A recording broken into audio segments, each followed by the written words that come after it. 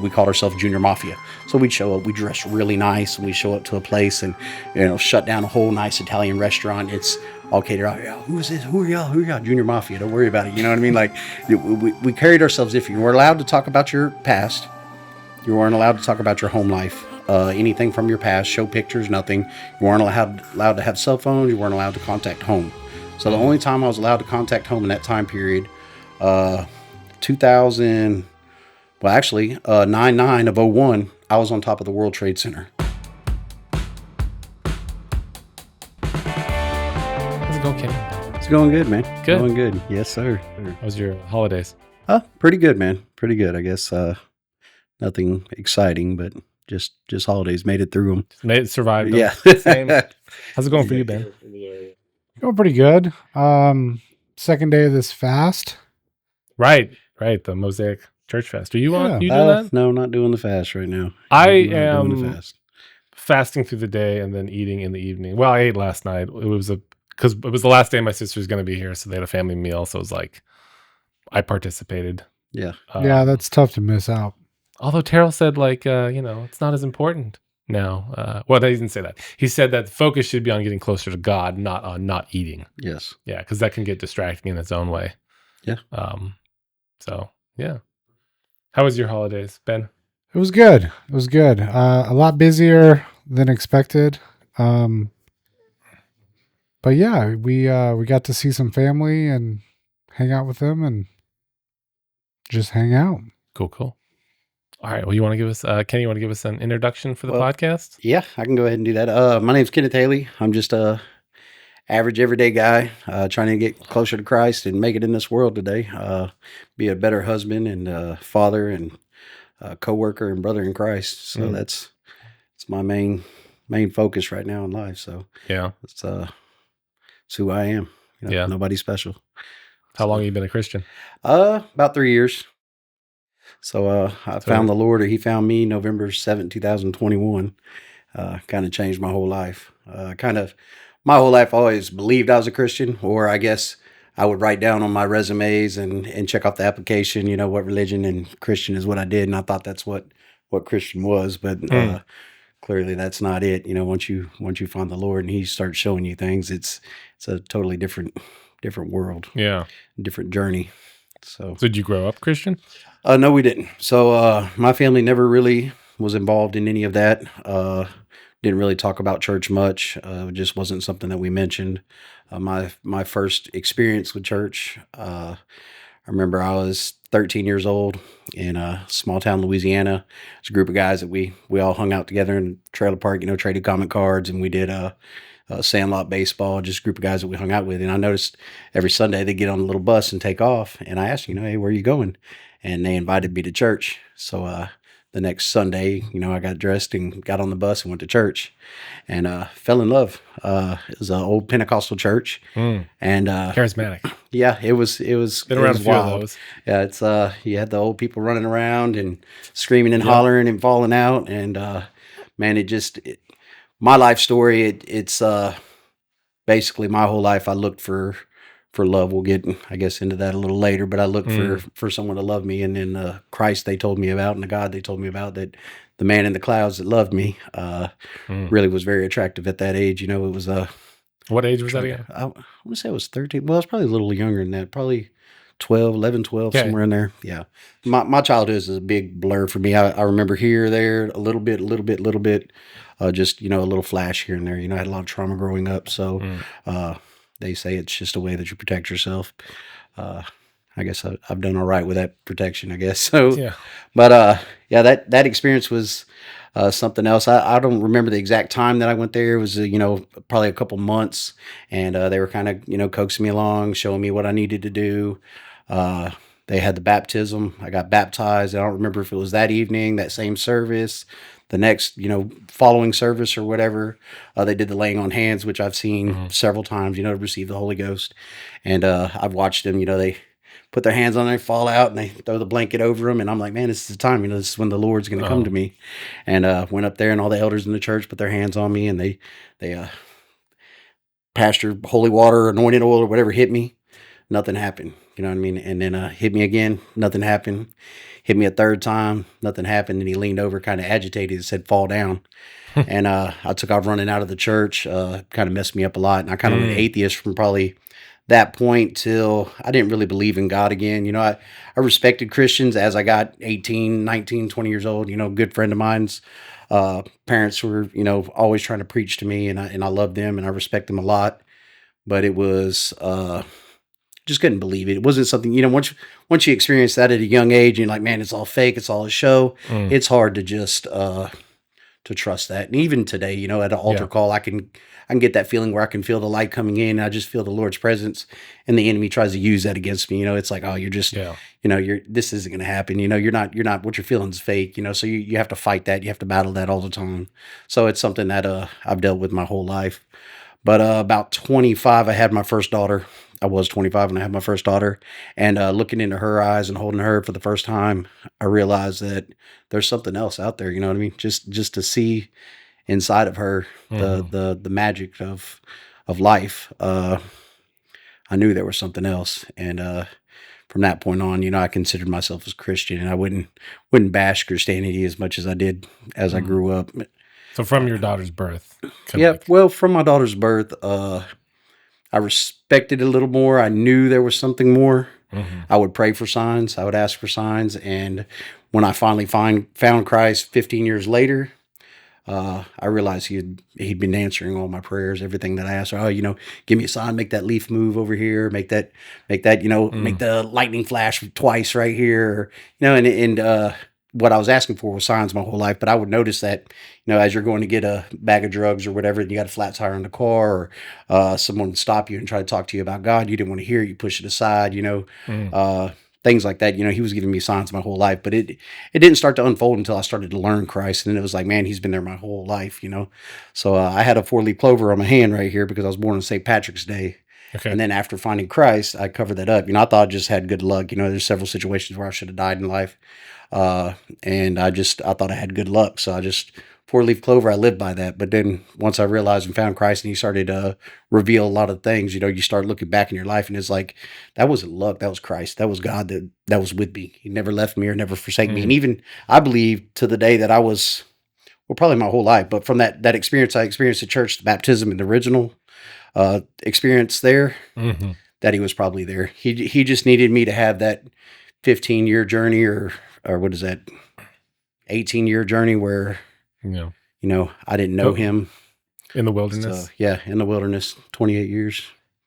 So, what do you think your reaction would have been had you received the Holy Ghost? Because like with Pentecostal churches, the ones I've been to, they don't believe that you're saved until you've spoken in tongues and received the Holy Ghost. And, so I've battled that as well. So I don't agree with that. Yeah.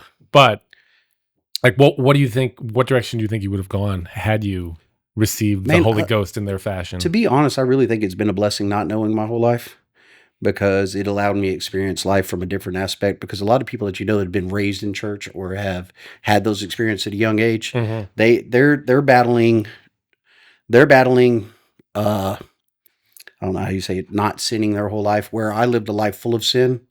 And then I know that I never want to go back. You know what I mean?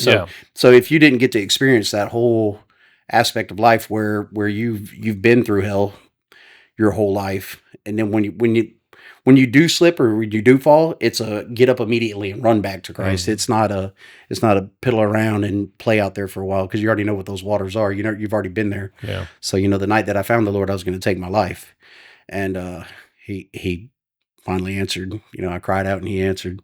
So it was a dramatic thing for me. So I think it was actually a blessing to live in hell for most of my life, and then to find him later on, because I believe if I'd have found him then, prodigal would have been easy for me. You know, just to kind of drift off and fade off would have came really quick. Especially, you know, being raised in a family that doesn't go to church all the time. You know, as soon as you move from that area, what's going to keep you linked to God from then on? So, and that's one thing we did. We did a lot of moving growing up. So, that's been one of my big problems, I guess. It's kind of, now I try to stay rooted, because that's what everybody says. Hey, you need to stay rooted. You need to sit here. I'm used to being nomadic. So my whole life at like, probably 3 schools a year. Yeah, transfer from school to school. Why were you transferring? What was? So, man, if we start all the way back at the beginning, the way the story's told from what I know and from the way it goes, uh, at the age of about 2, I was taken from my mom by the guy that I have my last name by. So my last name's Okay. not my blood last name. My blood last name's Mouton. So the name that I carry is Sam Haley, which is the man that took me from my mom. So I was my mom and my dad. I guess they jumped the fence and produced me, and then my mom married Sam, and then he ran away with the secretary when I was about 2 years old and took off to California. So I Hmm. spent about from the age to 2 to about 11. I didn't know that I had a mom. I didn't know she existed. Didn't What, have what were his motivations? well. That's something that's never been answered. That's something I could never figure out. So we never really got true answers on that. And when I talked to my mom, she never really wanted to talk about it. She passed away about 3 years Hmm. ago, which led to my finding Christ as kind of my downward spiral at that point. And then I found my real dad in January of this year. Hmm. So, which has been a major blessing. I mean, he passed away December 1st. So I only had a short period of time with him, Hmm. but the family that I gained, my brother and my 2 sisters over there, and all the family that they have over there, has just been an amazing blessing.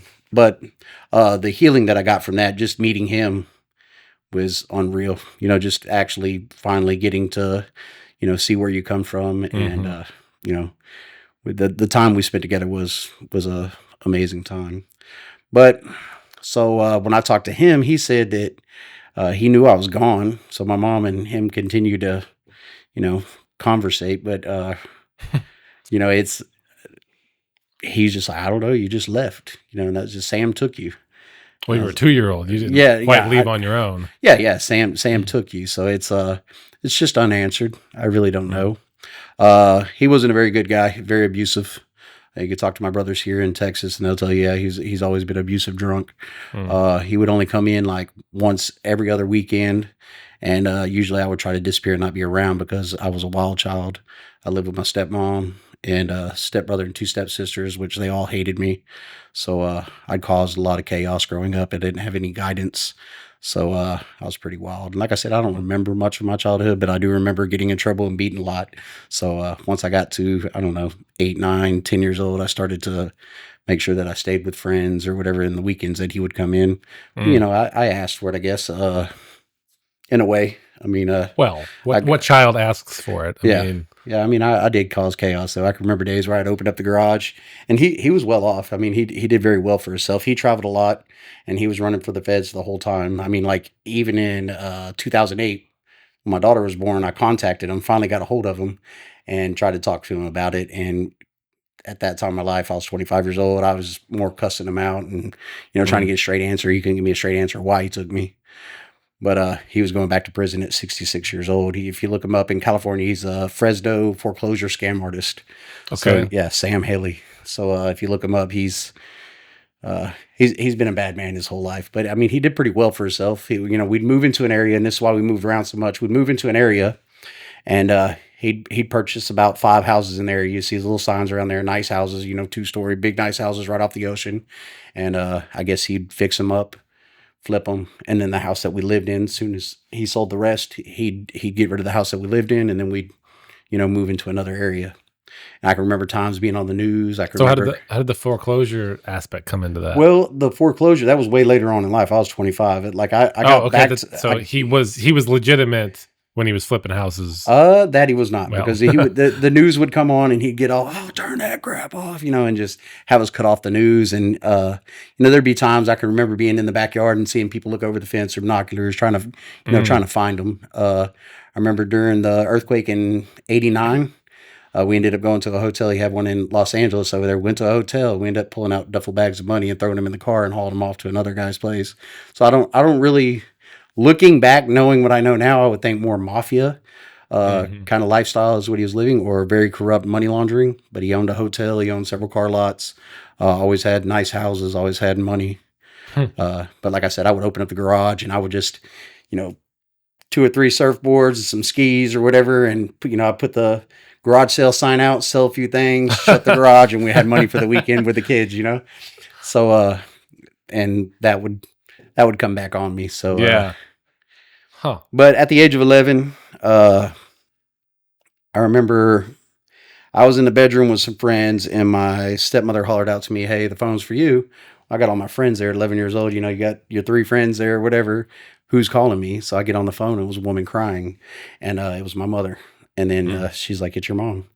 And that was just a world trip for me because, I mean, they lived in Louisiana. So going from California, not knowing that I had a mom, and the life that I was living was not, uh, picture perfect life. It wasn't a good life. Sure. And then going from there to Hammond, Louisiana, where I had four brothers and a sister and a nephew over there that I never even knew about. So it was like a culture shock for me to go from there to there. And when I got to Louisiana, my family wasn't very wealthy over there, so we lived very, very poor. You know, there'd be times with no electricity, no running water. Or, it was a tough life. So what was the transition back? Did like the authorities get involved? In Yes. bringing you back? So what happened was he got caught by the feds. He ended up going to federal prison. So I remember he went to federal prison. They brought me there to visit him. He told me that when he gets out, he's going to come back and get me, but I have to go for now. And then I ended up going back home. Then I received the phone call, I don't know, days later, weeks later, and it was my mom. So they had contacted, I don't know who contacted my mom, but somebody contacted my mom and let her know that, hey, we have your son. And, she called me and was crying on the phone and was like, "This is your mom." And they sent a plane ticket, flew me by myself from California to, I think at that time I was in Shell Beach, California, flew me to Hammond, Louisiana. And I started life in Louisiana with a new family. And that wasn't the greatest life either, because I was kind of living with my brothers and sisters. They're all, well older than me. So I was 11 at that time. I think my youngest brother is 11-year difference. So the youngest brother closest to me is 11-year difference, older than me. So they're going out to bars. They're working on tugboats. Their life wasn't ready to be raising a kid. They were still being kids themselves. They're still a young age. So, my brother Ricky, he did his best to take care of me. I get in fights a lot at school. I was actually the only white kid in the class, or in the school, at the school that I attended there in Hammond, Louisiana. It's, all black school. So that was difficult Culture for me. shock. Yeah, because, I didn't know how to shut my mouth. And so when I got into that area, and it's like, well, you ain't going to talk like that, or blah, blah, blah. And, I pop off, and next thing you know, it's a fight. My brother tells it a lot worse than what I remember. He said, he had to pick me up once a week from school for fighting. Wasn't very good at it at first, but I got better as time went. So, Yeah, well, you do it enough times, you'd experience. yes, you learn how to do it. That's for sure. Yeah, so that was definitely a culture shock for me, but I So I would say survived it. around that time you found the Pentecostal church. Yeah, so it was probably about a year later. We moved from Hammond. I think we were in Amite, Louisiana, which is not far from there, and ended up going to the Pentecostal church. And like I said, it was a lot of moving. So I'd be with this brother for a while, then I would be with my mom for a while, then my sister, and then with this brother for a while, just depending on the situation. And it still wasn't the best of kids, so I'm sure they kind of hopped me around, trying to keep me moving, or getting tired of me and moving me around. And like I said, we don't come from money. So this family, so that's a lot of it too. You move around wherever your job is, or whatever you got, to survive. So we ended up moving out here to Nacogdoches at 13. My mom was seeing a man out here. My stepdad, which she stayed with from that point on until she passed. They were married. We were making several trips out here because my brothers are from here. Making several trips out here, and just one summer we just never went back home, and we ended up moving out here at 13. So that was it's another culture shock there too, because we ended up moving over here to Briar Forest, and that's all Mexican neighborhoods over there.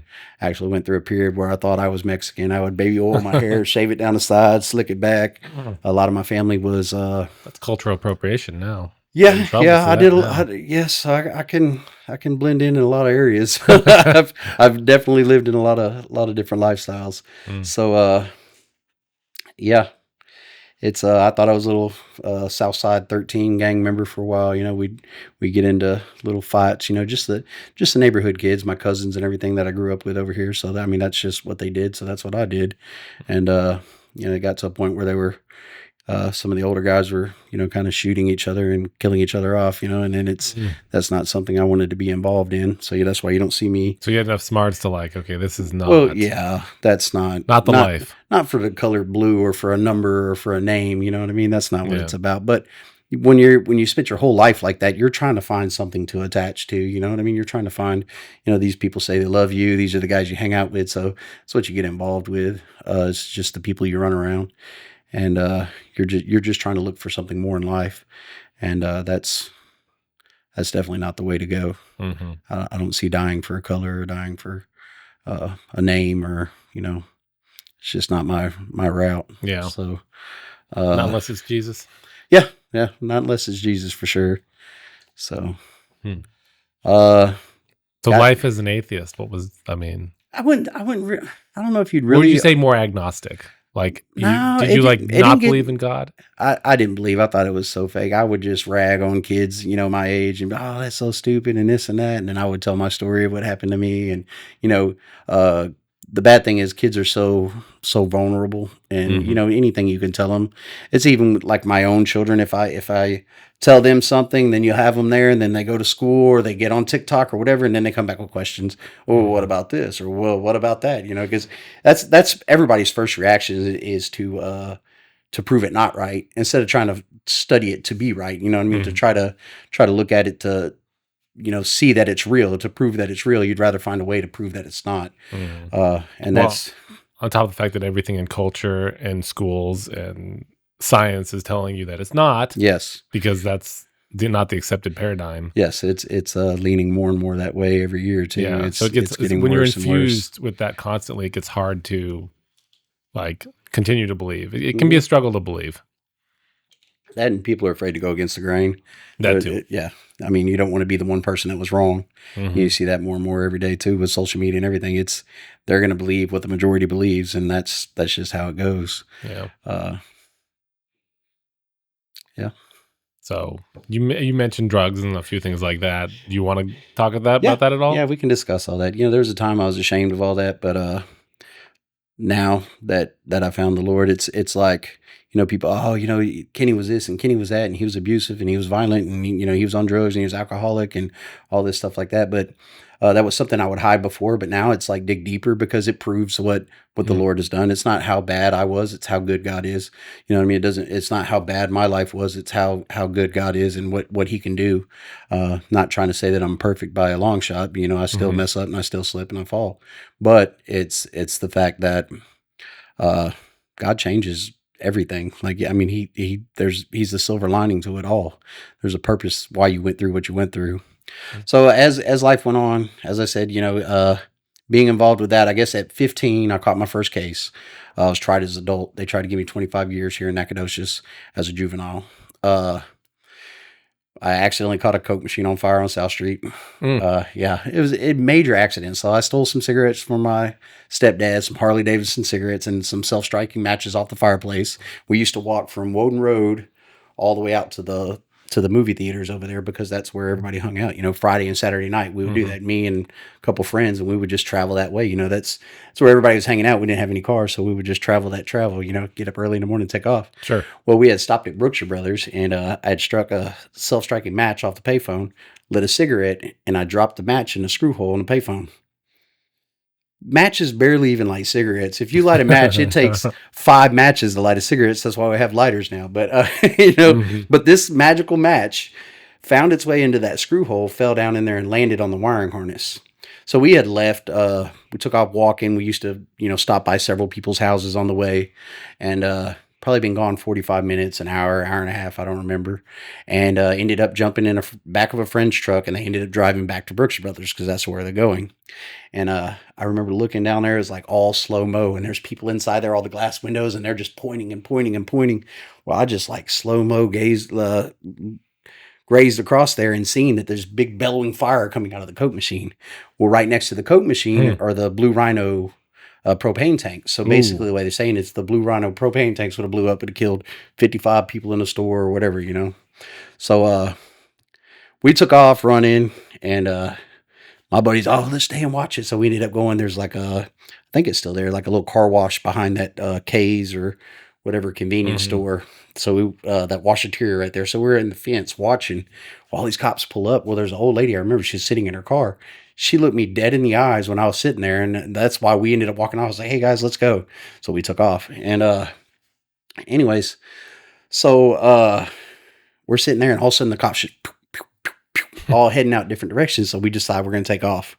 And we get about 2 streets down over there by where the P store is. And we're walking on the back alley. And we had the plan. Okay, if a cop pulls onto the road, we're just going to split in different directions, take off. Well, car pulls in, see the headlights come in behind us. And I tell my buddy, "Is this a cop?" Well, he just turns around and looks. "Nah, it's a truck." Boom, right on her. It's a cop. Pulls right up to us. They start asking a bunch of questions. I told them, "Look, it was me. I accidentally did it. I'm sorry." You know what I mean? They took me in. They tried to go after my mom because I was a minor. And we didn't, like I said, we don't come for money. We don't have no lawyer. My mom's breaking down. Detectives are slamming us with, well, in New York, they're putting lighter fluid inside of the Coke machine and they're lighting it, and these coins are melting and they're getting the coins out of the Coke machine. And even at 15 years old, I was like, "Are you serious? Like melted plastic and hot quarters, and that's what I'm doing. I'm sitting here burning down a Coke machine trying to get some change out of their big melted ball of change. It doesn't even make sense." But my mom's crying and they're harassing her. I said, "Look, just leave her alone. I did it. It's my fault." And well, they basically told me that if we're going to do it that way, you have to sign papers. She has to sign papers, and you become emancipated. You get tried as an adult, which really screwed up my life. Because from that point on, it's every time I got arrested, it's flight risk. The arson case was, classified, so high because it's arson. Uh, and they don't look at cases by person. If you don't have a lawyer, it's just, your number this, cause number this, and you did this, and this is what that carries. So that's basically what we had to go with. It wasn't any fighting, and I don't even remember going to court on the deal. Really, I ended up getting 5 years probation. First time I'd ever been in trouble. At that time, uh, my brother was running the East Side Game Room on the east side of town, it's a pretty ghetto area over there, and I'd go down there and hang out with him during the nights, and I loved it in there. I mean, you could see all kind of activity you probably shouldn't see. Well, they leave their little blunt roaches everywhere. Well, I started collecting these things and bringing them home, and I was smoking weed out of there. Hey, get enough of them together, you can get a whole. Oh yeah, they'd leave half blunts in there. They didn't care. You know what I mean? It was pretty much high drug activity over in that area. And we'd be there all night long hanging out. So that started. I guess I started smoking weed at that point. Uh, that just escalated as time went on. Like I said, we didn't have very much money. And mom, school clothes shopping and everything, you just had to have what they had. So, if you had to go to Goodwill to get clothes is what you did. Well, I decided I didn't really want to wear those kind of clothes. So I decided to start selling drugs myself. So, you get a little here, $40 ounce, you can flip that out, make a little money, got a little side money. And then I started to realize as long as you got drugs, you got friends. And so that started escalating pretty quick too. So you ended up in ecstasy, acid, cocaine, meth, and it just progressed. Yeah, it just progressed. And if I was selling it, I was probably doing it. You know what I mean? That's just actually, if I was selling it, I was doing it. So I guess I had to try it before anybody else did. Make sure it's safe. Yeah, I guess. But these days, that's definitely no, you don't even want to attempt it these days. And there's a lot of drugs now that I had friends that most of my friends now are either in prison now or been in prison for long periods of time. Luckily, I haven't had that. I spent 9 months. Did 6 months when I was 18, Nacogdoches County, and then I did 9 months in Bradshaw later on in life. But a lot of my friends, they spent several years. I got a buddy that's been in there. I think he did like 7 years, got out, was out for like a year, and has been back in there like another 9 years. So been in there a while. But yeah, I never understood carrying the large amount of drugs, but I got friends that were like, go big or go home. Go fed or don't do it at all, and that just never was my thing. Yeah, I just needed enough to do whatever I'm doing. Yeah, get by. Yeah. Well, if you're transporting something, why would you transport large amount? Like if I'm needing to bring an ounce over here, I don't need to carry a pound. What you're just trying to look cool, or what is that all about? I need enough to maybe get rid of it. There's a lot of machismo in that world. Like yeah, that's Yeah, I just never felt that. I was always really scared. I just wouldn't know what to do if I got caught with drugs. I would just flip out and have to tell everything and Mm. like, yeah, it's in the trunk. Yeah, got to have it and can't even talk and like so luckily I've never been in that situation, but have several friends that have. So um yeah. So the drugs continued on. 18 started getting kind of crazy. I guess meth is when I first started doing meth, was around 18. First it was cool because we just hang out all night, we drink, whatever, hang out all night. Uh then we started watching some of the older people. Like here's one example. Once we got into meth, the weed wasn't even that big a deal. So, it wasn't nothing for me to have a quarter pound of weed or whatever on us, a pound of weed or whatever. Mm-hmm. So we had just rolled up a quarter pound of weed and all blunts, and we are going to just sell all blunts out of this whole quarter pound of weed. And we're heading out to a friend's mom's house. And we were pulling in at that time. Task force was, you see the task force cars, like 39 counties. So here we are with a quarter pound of weed, and we're fixing to pull into the driveway at the friend's house, and we get cut off by task force. They stop us, and they're taking off to their house. Well, it was like a fake setup. So she was out riding lawnmower, mowing the yard. Somebody showed up, set up a fake meth lab, and then called, hey, it's set up, or hey, come here, there's a meth lab. To keep the cops busy. Well, no, just to bring the cops in to get her busted. Oh, so there was a lot of that, and there was a lot of watching a lot of them, the way they moved. I started to realize, well, this isn't, like it was all fun and partying for us, but these people are on a different level. They're like intentionally setting each other up to keep each other out of trouble. You know what I mean? I got you. So it was opposing dealers.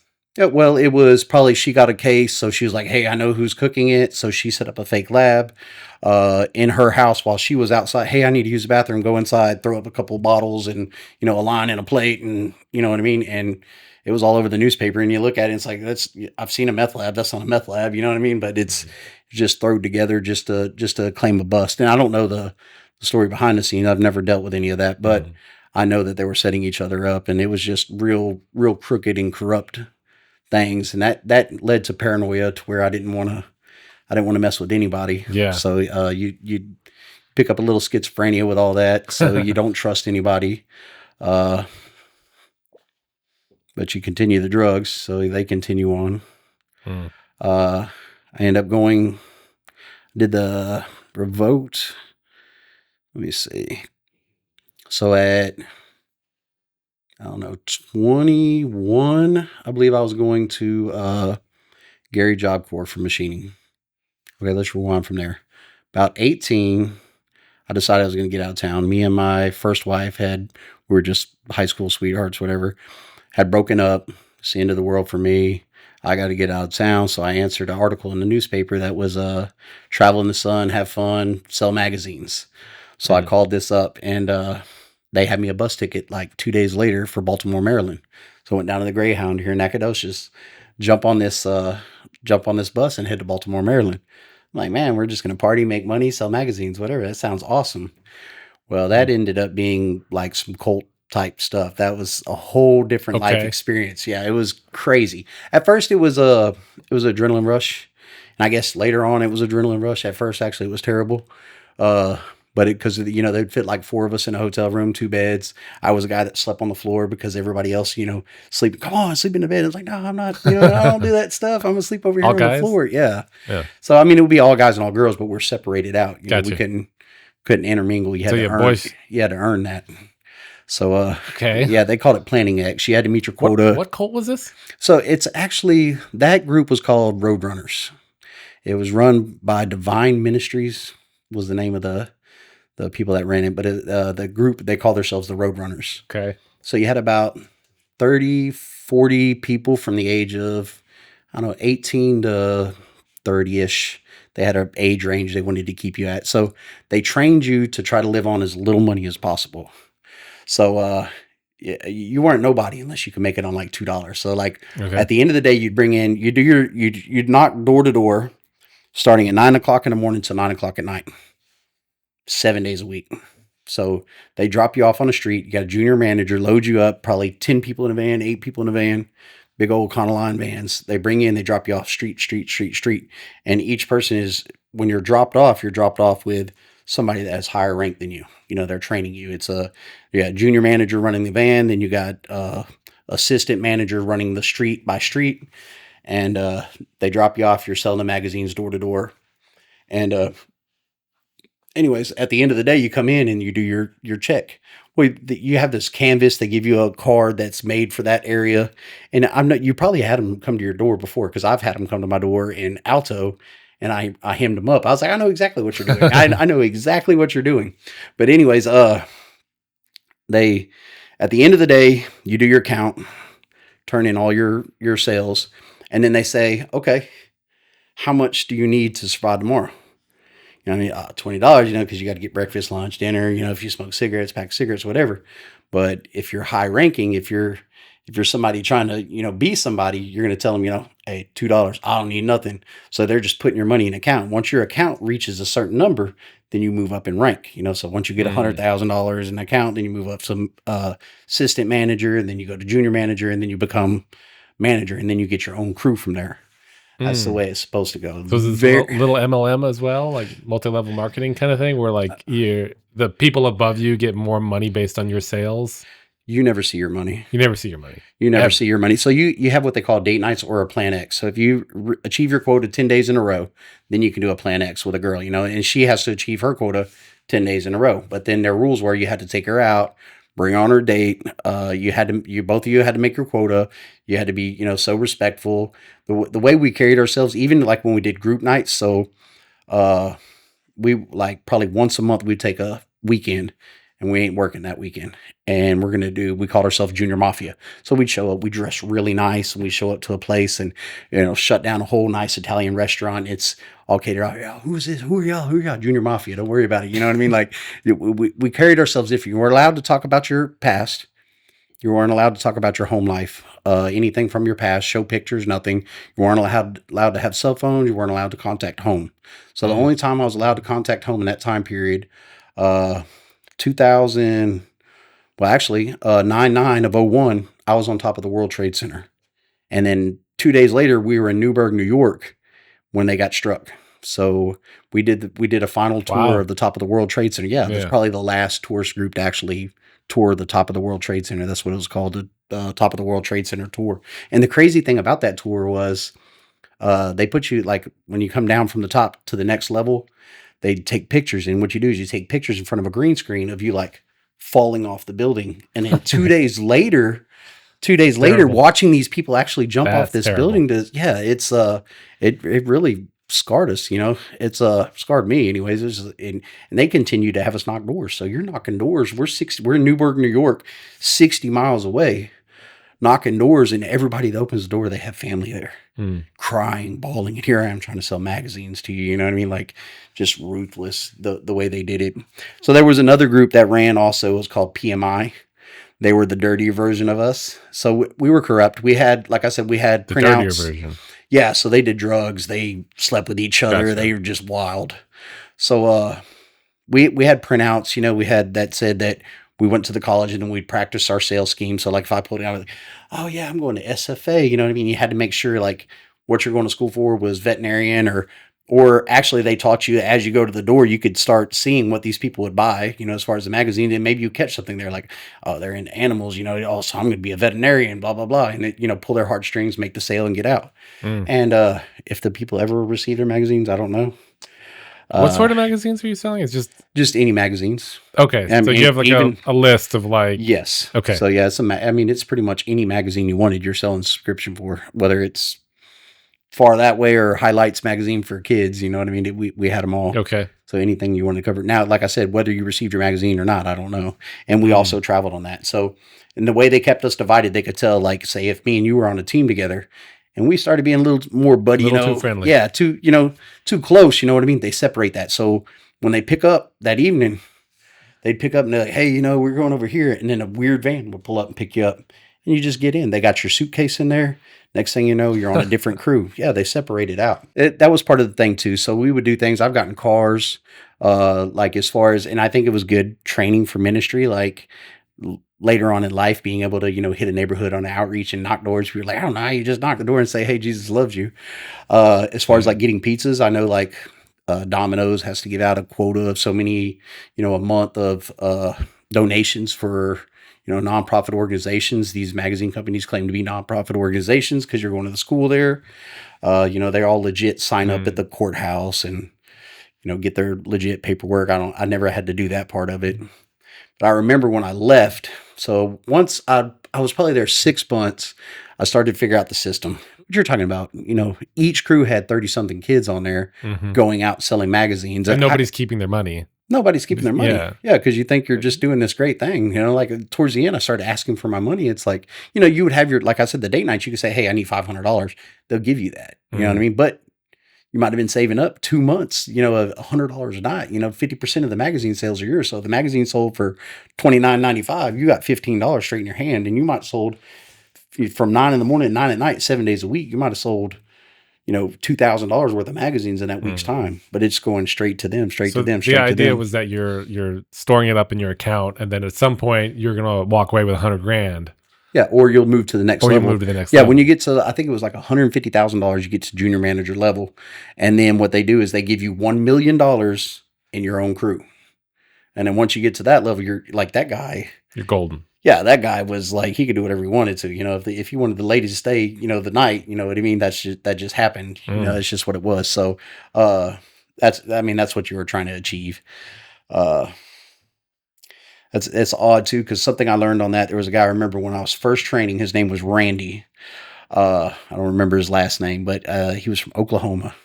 Crazy guy. Loved him to death, man. Just great character, great person. So he started me out on one side of the street and he was on the other side of the street. And he'd hit a door, boom, he's going in. Here I go. What do I gotta do? I just knock the door, hit it. You know your canvas. So I go hit the door. I come to the door, blah, blah, slam the door in your face. Wow, you start getting angered up. By the time you get to the third or fourth door, you knock and you start walking off like, I'm selling magazines, la la la. You don't even want to talk to people anymore. Well, he told me, he said, look, man, you got to be positive. He said, you have to know that you sold them before you even get to the door. Mm-hmm. So that taught me something on later on with Christ. It's like, man, having faith that you achieved, something before that, something's going to happen before it happens, is kind of the same thing that he was teaching me there. So when he went up to the door, he already knew he sold it. Mm-hmm. I went up to the door, I already knew they were going to slam it in my face. So, it was a valuable lesson for me to learn that. So, I don't know why I threw that in there, but I just thought it was good story. Yeah, it's a good story. But, eventually, me and him ran the boards, we were top of the board. So the crazy story is we went from, and I've seen a lot of stuff. We went from Baltimore, Maryland, all the way to Canada. Rode the Maid of the Mist in Canada, all the way back to Jacksonville, Florida, is where I burn out. So I've seen junior managers leave and come back, blood in the car and stuff. I don't know what happened to people, but we'd pick up some people, like that's part of it. Like you would get cars, like I was saying, and you would definitely do good if you get new hires, new recruits. Mm-hmm. So if you can find somebody on the streets and you can canvas them into joining the crew, you're a king. You know what I mean? You're top stuff. You're money maker. Yeah. You're building a crew. And I've seen where we picked up some people and it's like, man, you should not have picked up this ghetto person. And they cause all kind of chaos. And next thing you know, the junior manager comes back, knuckles all messed up, car's got blood in it. Yes.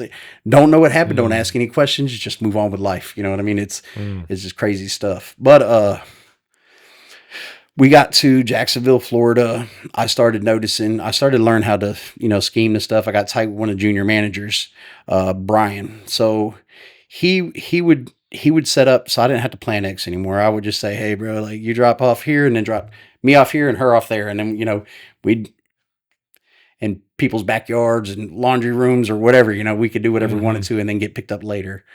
So I got kind of cool with them like that. And we got to Jacksonville, Florida, and I finally convinced them, today we're going to do a money run, big rich neighborhood. We're going to get as much cash as we can. And you're coming home with me. Like we're going to take a bus ticket back. So he was all in. So we left out that morning. We dropped everybody off and me and him rode together. And we started hitting rich neighborhoods. Boom, boom, boom, boom, boom. Just big tickets. And, we had, $800 real quick. And it's like, all right, we're gone. We're out of here because they're not going to let you get your stuff. So we ended up going down to the police station. I explained to the police what's going on. Hey, I'm with this crew. It's a magazine crew. They're not going to let us out of here. They got my stuff in that hotel room. They got my money. So cops follow us over there to the hotel room. The manager that was in the room, he's watching over everything while we're gone all day. I don't know what else they did while we were gone all day, but they hung out at the hotel room. Couple But hookers. yeah, just whatever they wanted to. So we get there, and the cops tell him, "Hey, we can't come in the room, but he needs his bag and he needs his bag." So they get there and get the bags. Well, then they start calling the the junior manager, because he had a phone. I didn't. Start calling him, "Hey, you don't need to do this," and blah blah blah. You remember this girl that you were in love with? Over here in this state, they separated him. He told me the story. He's madly in love with her. He will get you back with her, and la la la, and everything will be fine.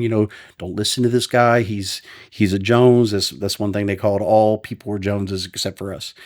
So y'all kept up with the Joneses. They even taught us that most neighborhoods, 3 doors down, people don't know each other, but they're going to want to try to outdo the person down the way. You know what I mean? So, oh yeah, your neighbor 3 houses down on the opposite side of the street bought this many magazines. Help me win my contest. Oh, okay, we'll outdo him. But we that's what they train you, is that most likely you don't know your neighbor 3 houses down and across the street. So that's one of the things they taught you. They're all Joneses. They're trying to keep up with each other, and we're above. We're them. not like them. Yeah, we're not like them at all. We're junior mafia. We're supreme. But so we end up getting to the bus stop, and we're at the bus stop. We got cops on one side watching out for us, and then we got that whole crew on the other side, and they're sitting there texting me. He's like, "Man, dude, like, I'm going back. I'm going back." I'm like, "Dude, they're gonna kill you. Don't go back. Don't go back. Don't do it. Just don't do it." And finally, they talked him out of it, and I got on the bus and I came back home. And that was the first time my family heard from, except for that one night where I got to after the World Trade Center thing, they let us call home and say, "Hey, we're alive." And that was it. Like, that was the first time my family heard from me in months. And we still had to travel from New York all the way back down to Jacksonville, Florida. So, I mean, and like I said, it was a 6-month period of time. So it was, you're steadily moving, hitting every little single town in between here and there. Yeah. From one side to the other. Yeah. People don't get their magazines, so you need to move on. Yeah. Or they do. Or they do. Who knows? Who knows? Yeah. I've never seen the same house twice. So, so I guess I came back about that time. Then I decided, hey, I got to do something. I started working at Dollar General over here on South Street. Got fired from there and decided, hey, I got to do something with my life. I got to change up. I got to do something different. And ended up going to Gary Job Corps, San Marcos, Texas, and started learning machining, because that's one thing I was going to do, is be a machinist. Right before that, I tried to join the military. Got right to Shreveport, where they did all the ASVABs and everything. They were going to get me through, because my felony record at 15. I couldn't make it in. So I wanted to be in the Navy like my brother. I wanted to be a machinist like my brother. That failed out. So I ended up going to Gary Job Corps and taking machining classes. And we ended up coming back on a break. And there was a group of guys that I ran with in Ponderosa here in Nacogdoches. Actually, 187 Ponderosa was kind of like our group gang name or whatever, 187 Ponderosa. But we all hung out over there at a house, party house. Older guy that owned the house let us come over there. All the teenagers party over there and do whatever we want to. And came back one night and or came back in for like a spring break or whatever, like a 2-week break period. Came back, and there was a girl that I was messing around with, was there with another guy. She ended up jumping off him, trying to jump on me because I'm back in town, and me and him get into it. Well, they tell us we have to leave. So we left there. We ended up going to another buddy's house, and we're sitting there and we're watching TV, all high and drunk or whatever. And they did a Crime Stoppers reenactment. And I was like, man, that's so funny. Like, what if those people don't even look like that? Like, what if that's not even what the reenactment was? What if they got it all wrong? So we get this brilliant idea. We're going to go out and make it to Crime Stoppers. And we did. Kind of. So we're going to go out. So we went up to an apartment complex. I think it's Brick Maze now, or maybe the Uptown. We went over there, and my buddies decided we're going to do some ding dong ditch. Never done it with these guys. We run into the apartment complex. I'm all like, knock, knock, knock, take off. That's it for me. I'm ready. So I'm back out the parking lot. My buddy comes down. He's like, "What are you doing?" I was like, "I knocked on the door and left." I mean, you can't just stand around knocking on doors all day. Somebody's going to catch you. It's like, "Nah, you're doing it all wrong. What you do is you run down to the next floor and then just play like nothing happened, just walking by where somebody else, knocked the door and took off the other way." Well, the way they knocked the doors is they would kick the doors wide open. And the people screaming and hollering, and man, I grabbed them all up and I'm like, come on, let's go, screw this. So we went back out to the parking lot, and he was like, I thought you wanted to make Crime Stoppers. I was like, man, you're kicking in people's doors. That's messed up on so many different levels. You got kids there, wives by themselves. Someone could shoot you, like it's just crazy. So ended up, they're like, what do you want to do? So I pull out my pocket knife and I slash tires on the car next to us. So we take off on this spree across town. This is where I caught my next case, and it caught multiple cases at one time. So I ended up going over to the Army recruiter, Navy recruiter, Marines, Air Force, and did all the cars because they wouldn't let me in the service. So I'm like, screw them, you know what I mean? Like flatten all those tires, destruction of government property. We ended up going to like SFA, where all the frat houses are, hitting the trucks, big jacked up trucks, hitting it. Oh, it's so funny because it fall over because it's so jacked up. It went to U-Haul on used to be on University. I don't think it's there anymore, or on North Street over by the plaza.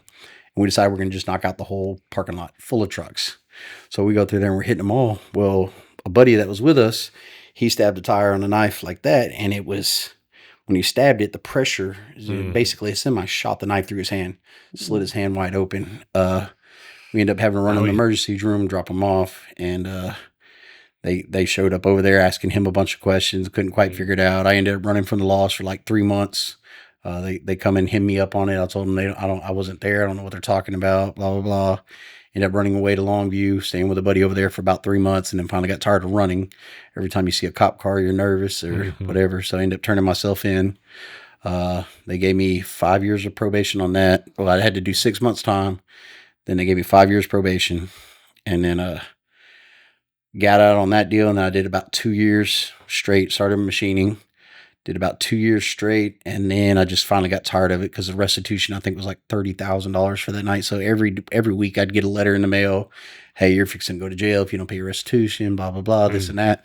So I finally just called them up and told them to come get me, come pick me up. So took them a little while to come get me. I ended up selling a bunch of the stuff that I had because I wasn't working anymore, back on drugs, because I was going in. I figured they'd be there any day. They told me they were going to arrest me every day. So it ended up being, have fun while you can. Yeah, kind of deal, which I figured was going to be 3 days, but it ended up being a couple months.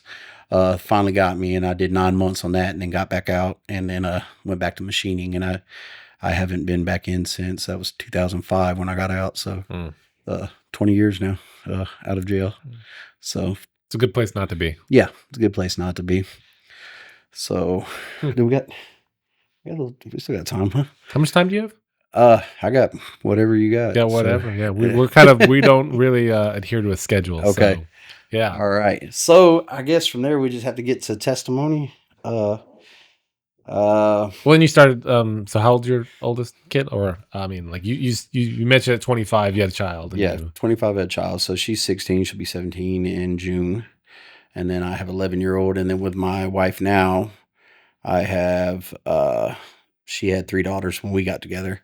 So we got 5 daughters total, 4 grandkids right now. So did you clean up pretty well when you got like? Yes, I did. I did good for a couple years. I did real good. I say good. I still wasn't going to church or anything like that. I was drinking, but looking back, I was a good guy. I just didn't have the right. I mean, we'd party and get drunk, and every once in a while I'd slip up. You get too drunk and end up in a bag of meth. But it wasn't all the time. It just happened here and there. 2015, things started to dip out pretty bad because oil field crashed down. So at 2008, we bought our first home. I bought my second new car off the lot. My 2008, my daughter was being born. So I was like, man, I got to straighten up. Yeah, actually, I straightened up.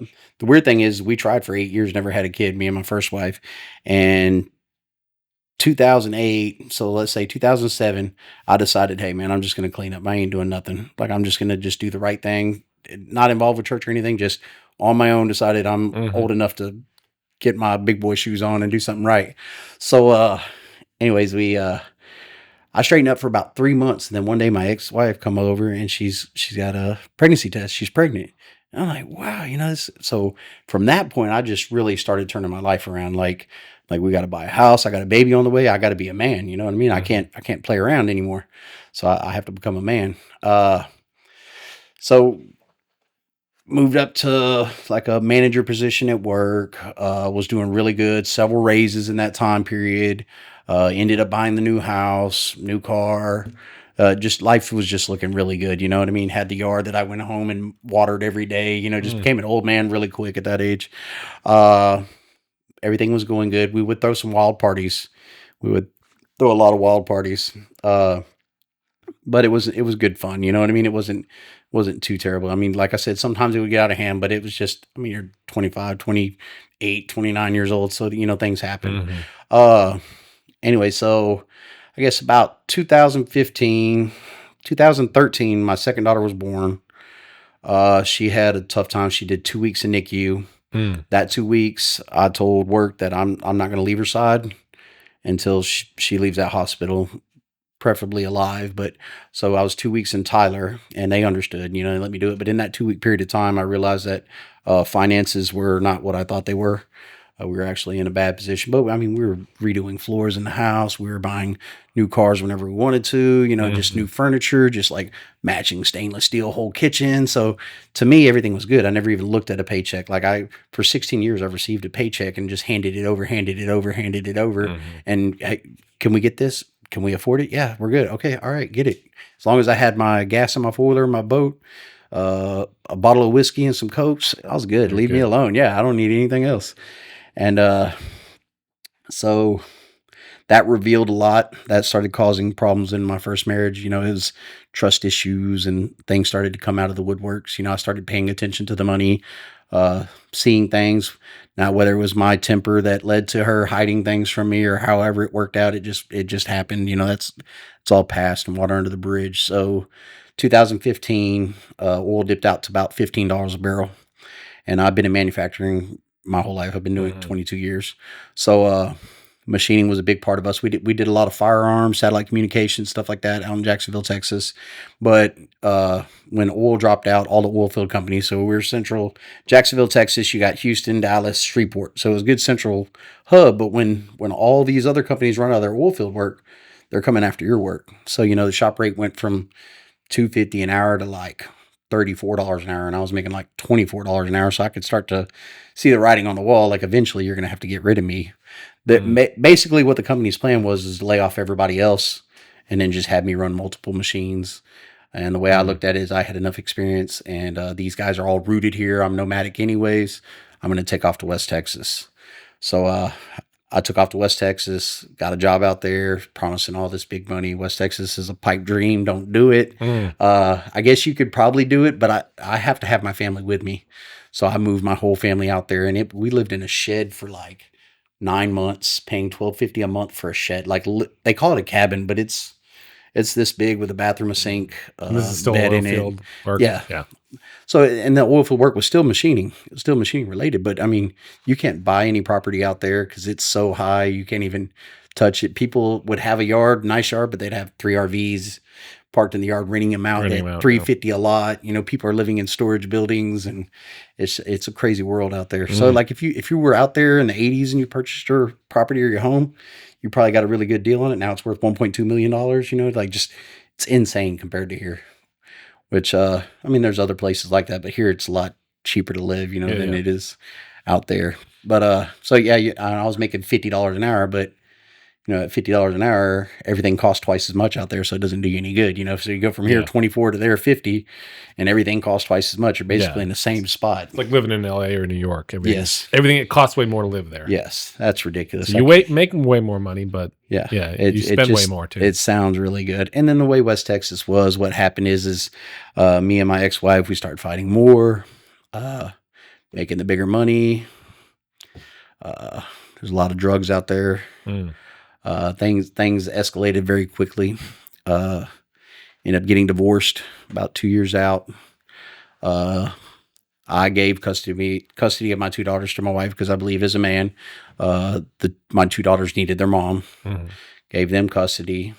gave her custody, was paying child support. They really wax you then because they don't even care. Like they're taking 25% of your income plus just there's something about coming home every day and daddy, that Sure. when that's gone, that messes you up.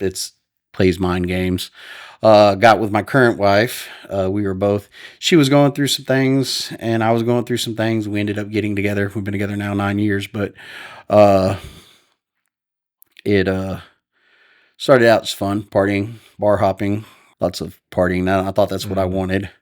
And then we decided that we're going to make it a home, make it a family, make it a thing. Ended up going from a 3-year-old and a 8-year-old to having 3 teenagers in the house. It was a pretty wild jump there because hadn't experienced that. And I got to experience a lot of things of people sneaking out the windows and, fake suicide threats, and you're taking door hinges off. And so it was a life lesson learning experience. So, but, yeah, we did that till 2020. We decided to come back. And, when we came back, I took a job with some guys in Athens out of California. It was a father that had the business and let the son take over the business. And they promised, they $38 an hour. And I was like, man, I was making 24 when I left here 5 years ago. That's big money. We were having a house built in Maybank. And they decided to, the way the deal was going to work is they were from California. They didn't really know people out here. I kind of knew the lingo out here, how to get business. So they were going to pay me like a 10% commission on any sales, any work that I found. And basically, I was pretty much running their shop over there for them. Was there about 3 months. Is right around Thanksgiving. Kind of really messed me up. We had a big job come in. I found a big job for the company I went to work for after that. Brought in a bunch of work. And this guy from California, he was like, man, we got this work in here. We got programmed to get it running. They loved it. Like, man, we got to double the order now. Send you some more work. So I'm like, man, we got it. We made it. Well, he tells me, hey, you call them up and tell them either they double the price on it or we ain't got time to do it. We didn't have nothing. Like they were doing aerospace from California, but that was kind of dying out, kind of promising on a Boeing project that was supposed to come through that came through like last minute, like my last couple of days there. But, anyways, they told me to call them and tell them, hey, we're not going to do it. So we let him sweat it for about 2 weeks. And he's like, hey, call them back and tell them, hey, we're going to take the work. I call them back. They basically laugh in my face. And I was like, man, you can't do that out here because everybody's so hungry. They're going to get, if there's work to get, they're going to get it. So the work ended up going to Longview. And so about 2 weeks after that, there's nothing to do. Like I'd come in making $38 an hour and he's like, hey, just spray paint a line around that over there. And so I'm like, whatever, I run to the hardware store, get spray paint a line and go sit down. Like calling and calling and calling. Couldn't find work during the, the COVID deal. So, anyways, about 2 weeks later, he comes out and he hands me a paycheck. And he's like, man, I really like you, man, but I feel like you're leaving us. While staying in an RV of his on Lake Athens while my house is being built in Maybank. So, and now I don't have a job and there's nothing else in Athens. I mean, it's pretty much dead out there. Like as far as manufacturing, there was nothing to do. I'd have to drive almost all the way to Dallas, So that didn't work out for me. I had to back out of the house, basically homeless and jobless at the same time. Ended up coming back out here, staying with my brother, and called up the company that we got the work from and said, hey, look, these people let me go. And they basically told me, hey, they're idiots. The work that you did is great. Come work for us. We'll have you run our shop. So they gave me a sweet deal, put me in a house. I was manager of the shop over there. And life just wasn't the same. I asked my kids. So I moved them from West Texas to Athens, put them in a school, moved them from there to Cushion, let them go to school. And then finally I was like, look, now we're having to pull you out again and move you over here because they gave us a house.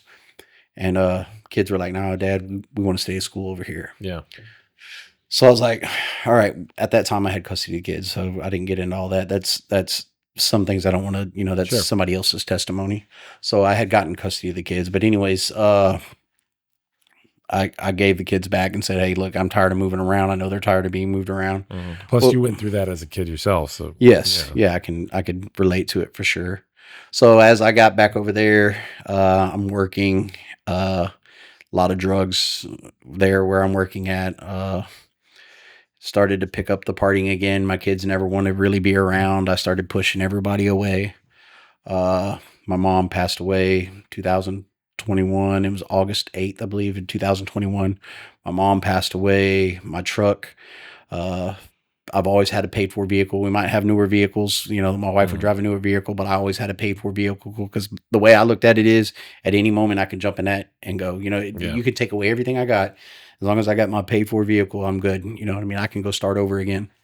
And, so somebody sugared the tank on my truck. There was a lot of beef at work because I was the boss. Small town. They didn't, you know, they all clicked together kind of. So somebody sugared the tank on my truck, engine blew on my truck. Was making, you know, $120,000 a year, driving a 2019 Traverse, $1,000 a month payment on it. You know, had the Camaro engine and all this in there. So I had to let all that stuff go, and started falling way downhill. You know, I didn't have mama's couch to rely on anymore. That was something I always had my whole life. Like, no matter what happens, I have mama's couch I can go back to. She's gone. These people hate me. I have this nice house and this good job, but it's like, it's hell. It's not worth it. You know what I mean? It's not good for me. I got really, really far off and desperate. Felt like my wife didn't want to be around me. My kids didn't want to, but I was a monster, man. I turned into an absolute monster. Like, you know, I was getting drunk and doing meth and just becoming very violent, trying to fight people. I'd do live videos. You can look at my old Facebook. Like, I'd do live videos like, this is where I'm at. If you want some, come and get some. Well, I ended up getting my, you know, tank sugared on my truck. And I just was out of hand. You know what I mean? I seen the monster in me and I knew where I was heading. I wanted to either die. I wanted to go somewhere, just take off to another country, state, or somewhere and just start all the way over. Or I wanted to go to prison where, you know, at least in there, you know, I do okay. You know what I mean? Like, it's different. You don't have all the snaky, want to be your friend, not be your friend. You know what I mean? Basically, people like that get smashed out. So, or, you know, found out pretty quick. So as long as you respect people, you're okay in there. You know, out here it's a different world. You know, people smile on your face and stab you in the back all the time. But, anyways, so, I started seeking people that told me, hey, you need church. You know, I'd be drunk one night and so, oh man, you need to go to church. You need to la la la. So eventually I'm just like, get so desperate that I start seeking that kind of like, hey man, you know, like maybe I can go to church with you this weekend. And then turns out like they don't really go to church. They just tell people they need to go to church, and, you know, ran into a lot of that, and, got a Bible. It was kind of, you know, my old Bible that I had from jail. Like, I was trying to read it, but the Bible's blah, blah, blah. It just doesn't make sense. It's not, you know, it's not attractive. It's not, you know, interesting and captivating, or was not. No, let me rephrase that. It didn't, I'm seeking for like magical codes or, you know, mysteries in there, like looking for letters that line up to equal some secret that's going to reveal something to me. But, wasn't none of that. I remember I went to Dollar General. A buddy of mine that I worked with at the shop had quit his job and was working there at Dollar General. And I asked him when I was drunk that night too, and I was like, "Hey man, you know, how do you find Christ? You know, like, where's God at? Like, how do I find God? I want to talk to God. You know, blah blah blah." And he told me, "Kenny, are you really looking for God, or are you just saying that?" You know what I mean? And that really, I guess that really set it off for me, because my whole life, if I wanted it, I'll go get it. You know what I mean? That's never been a problem for me. If I needed to achieve something, I would just do it. You know what I mean? So what am I doing? So why am I calling these people up and asking these people, and, you know what I mean? So I started Googling, like, how to pray and stuff like that. So I go hide myself in the bedroom, lock the door, and, you know, pray, just leave me alone. You know what I mean? And I'm praying, hey, Lord Jesus, if you hear me, you know what I mean? Like, asking for signs again, make the wind blow on the curtains, you know, show me something. And nothing ever really happened, you know what I mean? Nothing ever clicked. And I remember one night I got in a big fight with one of my stepdaughters and my wife, and was drunk, probably been up a couple days, and decided, I'm done. This is it. This is the night. I'm not going to work tomorrow. I'm not doing this anymore. Screw everybody. I'm hurting myself. I'm hurting somebody. It's over. Well, I just continued, and music has always been something for me to fall back on. So that's Mercules. I don't know if you know who that is. So Mercules and Jelly Rolls, who I was listening to, pretty heavy. Roll. So the Mercules is an amazing artist out of Canada. Like, he is Uh, lyrically, he is a monster. Mm. But yeah, this guy, and he actually looks like me if I had not found he's like he's got a rough story. But anyways, so when lyrically when he speaks, when he sings, you can feel his pain, and that what he's saying you can relate to. You know, I've been up all night, and I ain't getting up, la la la, and screw everybody. So that I mean, this is what I was taking on in myself. You know, this was the feeding the demonic in me, I guess. Uh, so I would spend up late nights doing that. But anyways, so that night I decided I'm done. All right, I'm gonna kill myself. Let's get in our Traverse and I punch out, which I told them to pick up like 6 months earlier. They just left the car there with me forever, so I've been driving this thing. Anyways, this thing would run. So I had this thing out on 21, punched out like wide open, just hoping cops. And I don't know how, because in Alto, man, them cops they are quick to get on you. But anyways, I punched out, could barely see the stripes on the road, just hoping I would tire blow out, a wreck, death by cops, something. End up getting out into the woods, pulled into a part of the company that the company owned, stopped there, and I remember I was sitting there bawling. I remember on the way, no, it was on the way back. I was sitting there, I was bawling, and man, I'm just, I don't know what to do anymore. Like, I'm done. It's over. Like, I want to be dead now. Somebody kill me, please. And this is my thought. So I'm heading back to the house, and I remember looking out, man. And still today, it means something to me, because when I see it, it's like a crescent moon with a star. And for some reason, when I see it in the morning, I just tell the Lord, if I'm heading to work and I see that crescent moon out and that star, and I tell you, I love you, Lord, and I appreciate you, and I thank you for that. But for some reason, it made me start thinking about God. So teary-eyed, can't even see straight, snot running down my face, didn't care, back to the house, make me a drink. When I finished this drink, kill myself. And I remember I went back outside, and I set my drink down. I dropped down on my knees and I screamed out. And I was like, if you were real, you would do something now. Like, why would you want me to suffer? Why don't you do something now? And I'm screaming out to God and cussing him, basically. You know what I mean? That's what I thought. And I grabbed my drink, went to stand up, and clear as day, bro, like clear as day, and sobered me up instantly. I put down the drink. And still, like today, man. So I go in the house, man. I just pour the drink out. I make a glass of ice water. I can't understand what's going on. I grab out the Bible and I'm opening it up and I'm trying to read it. Still not making sense. And I'm like trying to grasp just what happened. You know what I mean? So I'm like, man, I'm just going to go to bed. I'm freaked out. I'm tripping. I don't know what's going on.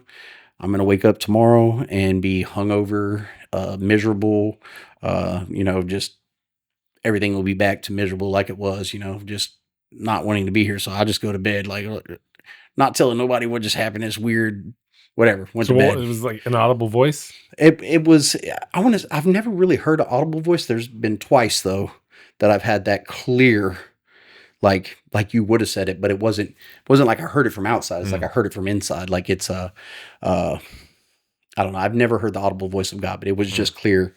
Put down the drink. Like, who said that, but not like you were trying to hear it outside. It was in your head. You knew that was something that spoke to you, but you don't know where it came from. Just like you would say, in my violent rages, where it'd be like, just punch him in the face. You know what I mean? Just something like that. I mean, I guess the demonic, where and then you punch him in the face. Like, who told you that? You know what I mean? Like, same aspect. But anyways, it definitely sobered me up instantly. And I've been drinking a lot. Like, I'm snot slinging, screaming out to somebody I didn't even believe in, really.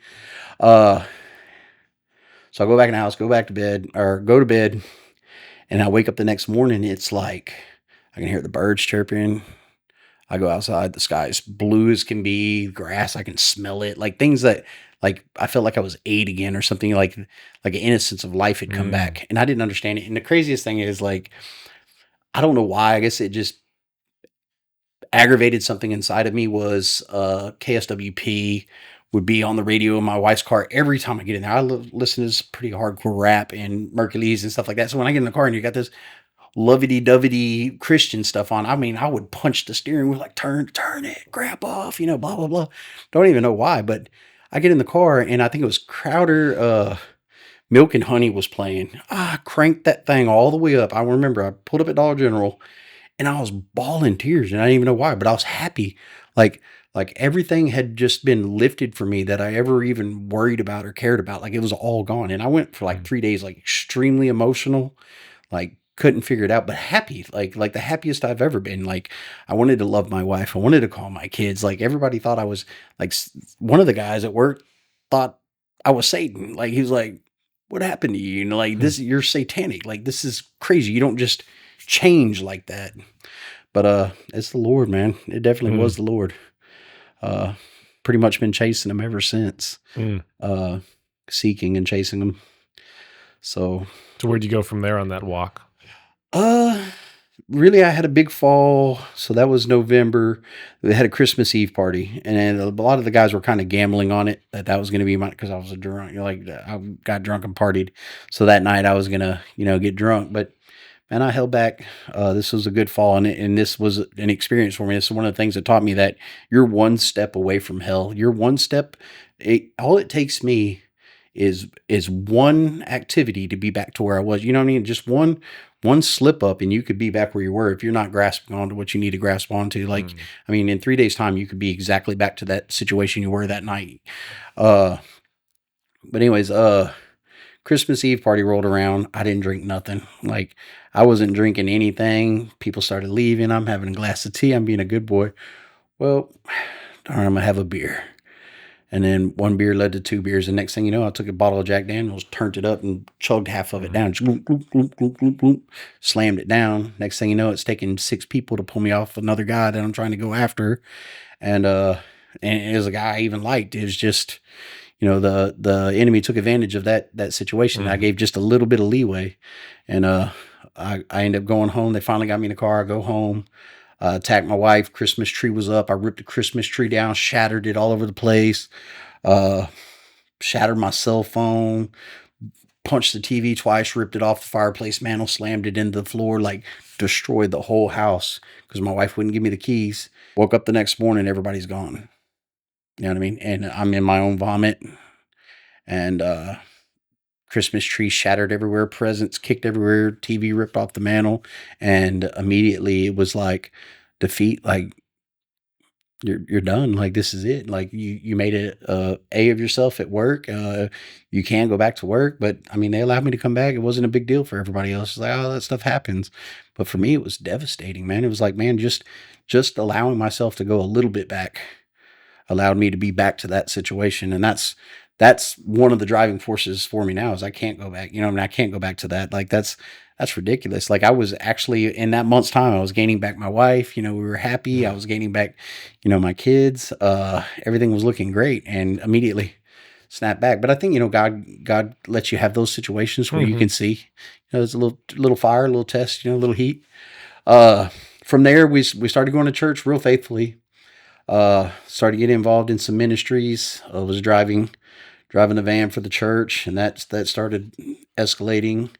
Ended up, going from 1 van to 2 vans to 3 vans. Was in love with the whole outreach aspect of it. Got a buddy of mine that, Julio Torres, he kind of took me under his wing. Great guy. I'm gonna have to get him on here one day with you. Sure. He's amazing. He brought me to, Rolling Oaks out of Kaufman County. It's like a third world country out there, but he used to be a big drug dealer out there. And, now he's like a pastor, part of the sheriff's department in Rusk. And, he's got ministry, Prodigal's Home, where he disciples men. He's a great guy, but, he kind of took me under his wing, kind of showed me how this stuff worked. And I started to realize that like, that's where my passion is helping others, because if I went 40 years of my life not really ever knowing about God, nobody ever really came at me like he goes after people. You know what I mean? And churches and people don't usually go to those kind of places to find, people. So I think, there's a passion for me there, because, those people hurt just like I did. And once I realized that, I'm not the only one that was like that. Like this world is so full of broken people. Yeah. One of the biggest things for me is, to know that somebody else could possibly be hurting like I was hurting. And if I just pass that up, you know what I mean? If they kill themselves, or they, if they suffer any longer because I didn't notice it, and I didn't, take advantage of a situation to tell them, hey, I'm here for you. Let me show you God, or let me help you find God, or let me show you what worked for me. I don't know, there's a passion to love for people. Mm. And I can remember being younger, I used to laugh at my mom. That's another thing that I noticed after Christ is I used to laugh at my mom. A plane 747 go down in the ocean. And it's like she's crying on the couch, and I'm like, what are you talking about? Like, we don't even know those people. It's so dumb, just ragging on my mom. And to me, it didn't make any sense. I don't know anybody on that plane. Like, why would you cry for those people? But now, like, I could be at a basketball game, not even know the kid, but when the kid makes a basketball shot, you're like, I tear up and get emotional. I see somebody get baptized, I get emotional. Somebody, if we do an outreach event and somebody comes up crying and needing prayer, it's the biggest adrenaline. You think I was fixing to get in a boxing ring with somebody because I'm like, whoa, yes, yes, because you know that they're fixing to find, they're fixing to leave that pain and go to the healing where the healing is, and that's the Lord. So we did that for a while. I'll say about 2.5 years. I think I ran into a period of burnout. Mm-hmm. Didn't notice it right at first. Kind of got upset with everybody, thinking that they didn't understand, what I was going through. But actually, being fresh in the deal, I hadn't experienced any of that stuff. So, you're running an outreach ministry, you're running a van ministry. And what happens is, if you got a church with 450 members, you might got 30 that want to actually work. Mm-hmm. And that gets very tiring. And I want to be the kid, you know what I mean? Like I'm fresh, I'm 3 years in this. You've been doing it 30 years. Like, let me stand behind you and help you. Let me serve. Let me, you know what I mean? But, most other people should be taking on the load and the work. I guess not like that, but it just seemed like there would be more people with the passion to go after it. You know what I mean? But it's not. There's not really many people out there. The people can run up and tell you need to go to church when you're all messed up, but they can't. Yeah. They can actually help you beyond that point. Yeah, really. A lot of people don't put in the work. Yeah. I don't know why it is that way. I don't know why. It's the way it is in most things in life, though. Like most people are coasting. Yeah. And then you've got a certain percent, 5%, 10%, who are like the go-getters to make things happen. I don't know what to do. I don't know. I have a solution for it. There's no cure for that. Laborers are few, right? Yeah. I don't know. But yeah. So there was some burnout in it. And I've been since then, I've really, I guess I hold a distance, and I'm still trying to judge things. Evangelism to me is kind of weird. I'm trying to find my way through that, because when I first got on fire, what I was doing is I was hugging up close to people that had the miracles. So you mean if you got a revival thing, you got all these speakers coming in from out of town, I'm fixing to show up, and then you start seeing these guys coming in. It's like, man, hey, who's this guy? He's carrying a briefcase over there. Oh, that's his armor bearer. Oh, he's an armor bearer. Like, what does that mean? He's got his Bible in a briefcase. So I'm like looking at these people like they're, on this level. I was actually running around with a guy that I carried with me like a Uzi. Like he was my spiritual. Hey, what do you think about that situation? Oh, they got demons. All right, let's go pray for him. You know what I mean? Like, so I'm trying to tuck in close to the miracles, seeing where the magic's happening. And I think the Lord wanted me to do a fast forward. So I missed a lot of time in my life. So the Lord started teaching me a lot of things really quick. My Uzi guy turned out he was after a young lady. And I realized that the Lord put me in that situation, because I would leave work, head over there, be at that place till dark. And the reason I would do that is I don't even know why. Like, I was like, why am I over here all the time? I love the people and love everything there, but it was like a different kind of attraction bringing me there. Like, it was a magnetic force pulling me there. But then once we busted what was going on wide open, then it was like I lost interest to being there. It was like kind of almost like the Lord needed me to be there to protect what needed to be protected. But so once I experienced that kind of hurt me a little bit too. It's like, this guy I trusted with, you know what I mean? If he told me to pull $10,000 out of my stocks and move them over here, I'd have been like, yeah, all right, we got it. You know what I mean? He has set prayer time every day, like, gotta go. It's his prayer time. All right, yeah, respect that 100%, But there is, okay, I don't want to get it all twisted, because I know God performs miracles. I've been healed myself. 2 years ago, I had showed up at what they called a block party in Alto. We had Isaiah 61:1 was out there. We had Phyllis LaRue was actually one of the speakers out there. She came out there. She did an altar call. We had Ron Odom. He was doing a prayer tent. He does prayer tents everywhere, but he was out there. So it was a big setup thing, big block party. We had a lot of people show up. The river come over, supplied the chairs, like bunch of people united together. It was an amazing night. But she did an altar call up there. And so I go up to the altar call. Like, she called an altar call and nobody went up. And I was like, I'm going to go up. You know what I mean? I'm going to have this lady pray for me. I don't know who she is, but, she preaches well. I'm going to have her pray for me. She's praying over me. And I think she missed it by a mile, but lots of people do with me. She starts praying over me and she stops. She said, "Are you a preacher?" And I was like, no, I'm not a preacher. No, the Lord showed me that you're going to be a preacher. And it's like, no, absolutely not. Like, I'm barely able to do this right now. Like, I mean, it's comfortable now, but that's just not, I can't speak in front of people. I had to do my dad's eulogy on the 21st and I like wrote it out and I held the paper in front of my face, read it, never looked at anybody and just set it down. Like, that's the only way. I don't speak in front of groups. I just can't do it. It's just, I'll fall out. But, anyway, so she's like, "You're going to be a preacher." Well, the Lord's showing me something else. And I'm like, "What's that?" She said that you've been dealing with a back pain your whole life. And I'm like, "Yeah, actually, I was in a bad wreck at 17 out on 21. We pulled into, there's a church out there. I don't remember the name of it. We pulled into the driveway and there was a van behind us. And then there was a truck behind it. Didn't notice it. It pulled over and hit us at 70 miles an hour while we're sitting still, spun us around. Well, I've had back pains my whole life. Not since that night. She said, "The Lord's going to heal you right now." And she said, "You're going to wake up in the mornings and you're going to feel like the back pain's back, but you just tell it to be gone in the name of Jesus." 2 years straight. 2 years straight. My whole life had since 16. I don't have that back pain anymore. And it does. Wow. It comes around. Like if I lay up too long, like if I have a 9 hours sleep, like I wake up, my back's like stiffed up. I'll tell it in the name of Jesus, you ain't there. Good to go. Used to have to go to chiropractor every 6 months. I'd be out like an old man. Like I could shake somebody's hand, turn and flop out and fall out to the ground and, be out for 3 days. And this has been a common occurrence my whole life. But now it's like, I don't have it. So I believe in healing. But I have a hard time believing all the miracles. So you're on TikTok, you're on social media, you're everything, the dinner you cooked last night's on video, everything that you do is on video, but then you were at a conference in Africa and you laid your hand on somebody and 30,000 people fell out. You know what I mean? And then when these people show up into town and they, you show, like, man, it's a big revival. I'm going to go.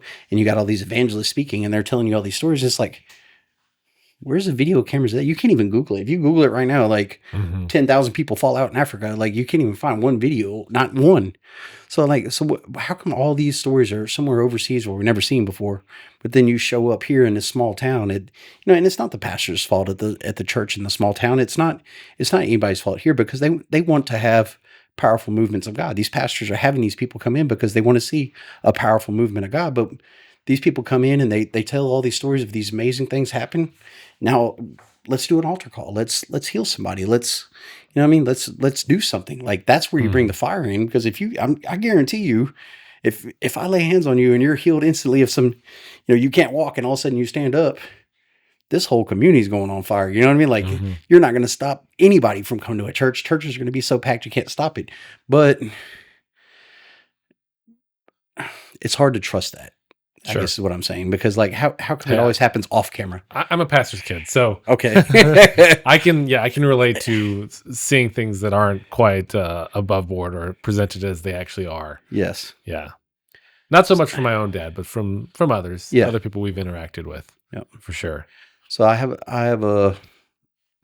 getting to where I'm real standoffish to a lot of that stuff. Not doubting God, because I know God can do anything. If He can part the seas and all this other stuff, He can do it. And I believe it, and I have faith in healing because I've been healed. I've seen people in congregations healed several times. I've seen we had a Lazarus at our last church. Guy went out dead. Like they told him, like, he ain't gonna make it. Call your people. He's done for. Was at church the next Sunday. I mean, purple, like body temperature was like 84 degrees or something, like totally out and gone. And congregational prayer, he's alive. And I have no doubt believing that. I've seen people that had livers that were, 20%, and they're not going to make it, had already given up a liver and all of a sudden you go back, no problems. I've seen people healed of cancer. I've seen those things. So, I mean, I have faith in healing, but it's not, it's not like they put it out there, you know, and it's just weird when the camera's always off that's when it happens. Yeah. Now, when you have like faith heals, like it's going to heal. Like I had faith that night when she told me that the Lord's going to heal me. I believed her, and I believe that the faith brought that to life in me. You know what I mean? That it happened. Now, did it have anything to do with her? I don't know.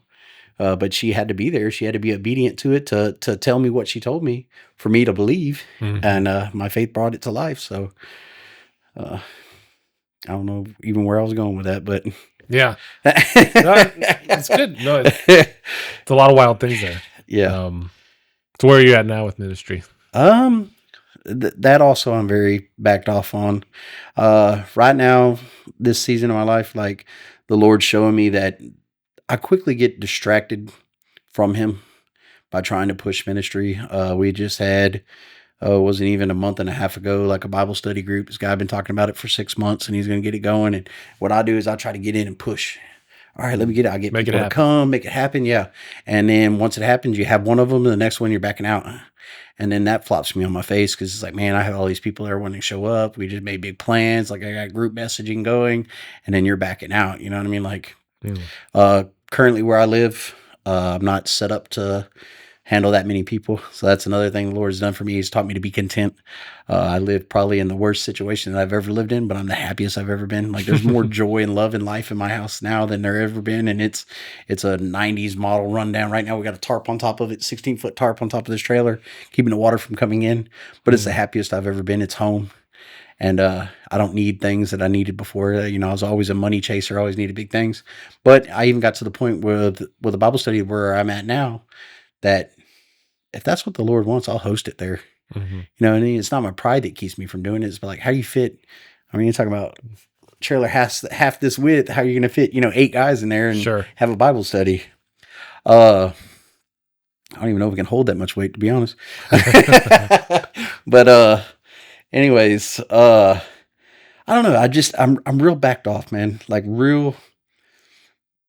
I'm wanting to stick to the Lord. So I do my morning studies, I do my readings, but right now it just doesn't feel like He's wanting me to take on anything. And it seems like anytime I mention it, it's like, hey, will you lead this? And it's like, no, I don't want to lead nothing. I want to sit back and serve. I want to be plugged in somewhere where I can serve. You know what I mean? Like, I do want to be involved in outreach.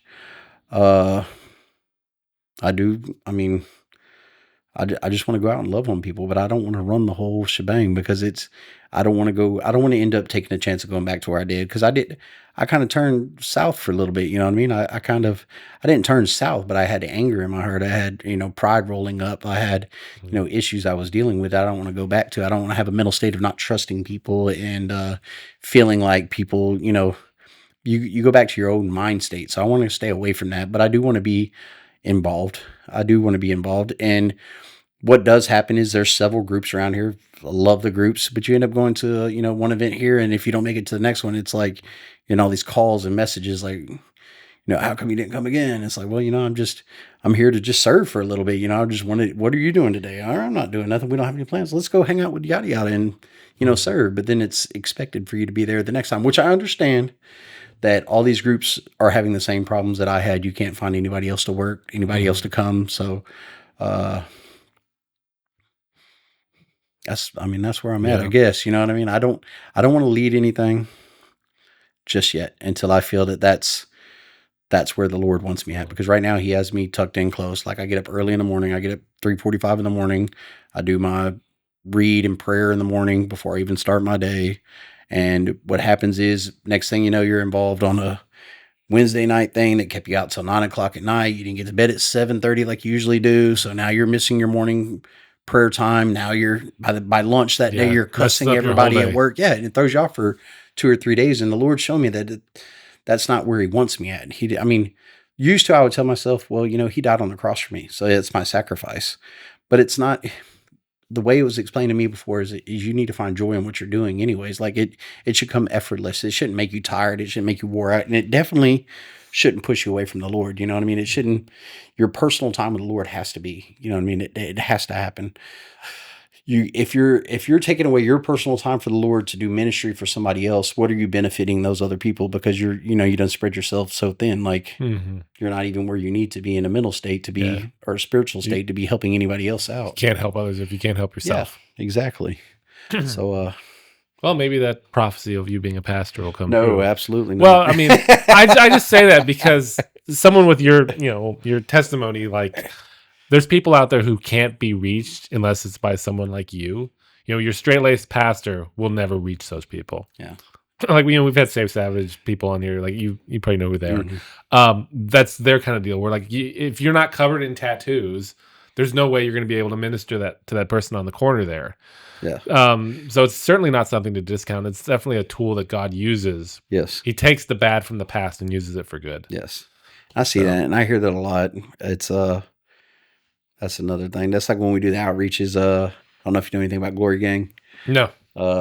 Christopher Morrison, the whole group from Glory Gang. They're based out of Icon Church over here on the Loop. Those guys are amazing, but they wear their Glory Gang shirts, look almost like SWAT team shirts, and they go into these bad neighborhoods, bang on the doors, and rough neighborhoods. The worst neighborhoods around. Mm-hmm. Glory Gang, boom, boom, boom. The kids ain't here. They holler, or they'll be back later or whatever. And they walk around and street preach. They carry the microphone. Christopher Morrison carries his microphone, preaching out to all these people.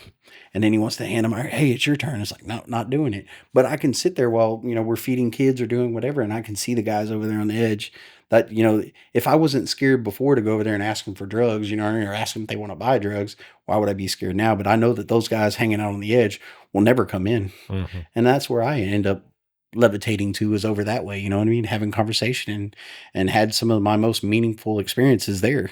It's just speaking one-on-one to people. Like I can talk to somebody one-on-one all day long. It's just when it becomes multiple people, it becomes, yeah. And even 5, if I can slowly grow to know people and the group grows with us, then that's fine too. But as far as just jumping into 25 people and talking, nah, it's not me. I just definitely, I don't see how I could ever pass that barrier. Cause I seriously want to faint and pass out and throw up all at the same time. That's just the most awkward feeling I've ever had. Huh. But, yeah. I definitely think there's something to be said about, not just kind of stepping back, right? And really working on your own relationship with the Lord, right? Yes, sir. And definitely, not everybody doesn't have the same calling with regards to us being the hands and feet of the church.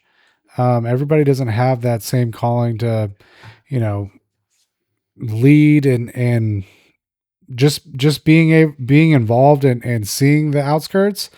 That could be the season you're in right now. Yeah. Yes. And in order to be part of the body of Christ, like, everybody's can't be doing the same job. Yeah. Everybody can't be the pastor. Yeah. Everybody doesn't need to.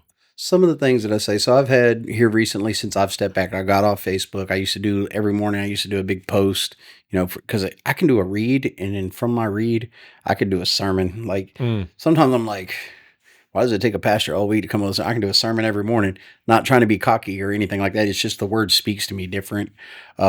So I would do a post, but then when I stopped doing the post, people tell me, well, you done fell off. You know what I mean? So I completely got off Facebook, because if you get your eyes busy watching Kenneth Haley and what Kenneth Haley's doing every day, you're not watching the Lord.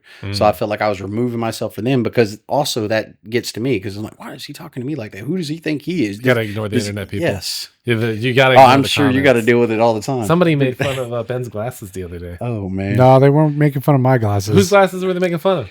Because Randall wears his sunglasses behind his head. Oh, it was Randall? Yeah. He wears them behind his head. Okay. And I'm like, you got to ignore those people. Yeah. I'm like, what's wrong with Ben's glasses? I think he's got awesome glasses. They're very stylish. But, the way I look at it right now, my ministry is my everyday life. So at work, I got a whiteboard. It's 2 by 12 or whatever. I put a verse on there. Was doing it every day. Now I do it every few days. I change it out, put a new verse on there. Something the Lord comes out of a read or something I caught somewhere else. So I'll pop a verse up. I have people that come to me at work and say, hey, Kenneth, kind of going through this. Don't even really know them. They work on the other side of the shop, but they just heard that I'm somebody you can talk to. I've had people come to work, but like, hey, I'm, my brother's, going through some things, you think you can reach out to him. And now at that actual occasion, he's like one of my best friends now. Like, he's like, dude, I love you so much. You're my best friend. At first it was like, dude, this is so awkward. You're like 40 years old. I'm 25. Like, you're just reaching out. Hey, you want to talk? You know what I mean? Like, but, so I'm in a constant, Kenneth, yes. that's preaching. Yeah, no, that is like, Okay, well, just because you're not preaching to a crowd doesn't mean you're not preaching. yes. So I stay on that. When I go to the gas station, I try to, be the light. I pull up and the ladies out there freezing to death, putting ice bags in. I stop at the gas station almost every day. So, hey, you go inside, let me put up the ice bags, or if they're taking in the garbage, I run out there, grab the garbage. They already know I'm coming. They're like, oh, here he is. I grab all the garbage bags. I carry them over to the dumpster and throw them out. So I think your everyday walk is a ministry. Now when I step away from all that, then you can start, worrying about me. But other than that, as long as I'm doing my own personal time with the Lord, which is nobody's business anyways, but me and the Lord, and I'm continuing to walk as the light of Christ, then I feel like I'm in ministry.